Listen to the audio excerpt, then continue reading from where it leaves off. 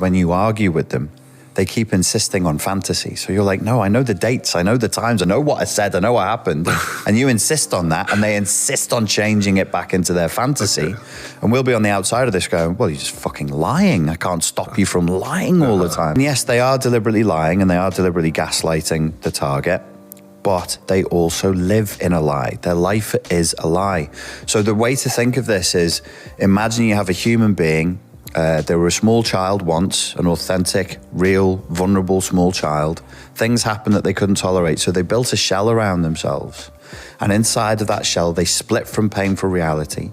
And when they look through the shell, they never see reality as it is. It's always blurred. This shell is a filter. And they see on the inside of the shell a mirror that they've created, but not a clear mirror, like a funhouse circus sort of a mirror, that shows them what they choose to see in order to survive. So when you're arguing with a narcissist and they're clinging on stubbornly, so they have to be stubborn for it to be MPD, it's a rigid personality disorder. It's because they're like holding onto a life raft. They're at sea, they're in crisis perpetually. They live their lives in crisis. That's why they go from one drama to the next, that's all they know. And their narcissistic delusion is the life raft they cling on to. So people will come to me and say, can't you give them therapy? Can't you help them? I'm like, how? How am I going to convince a child to let go of a survival strategy that they've been using since they were 3 or 4 years old? Wow. It's mad, isn't it?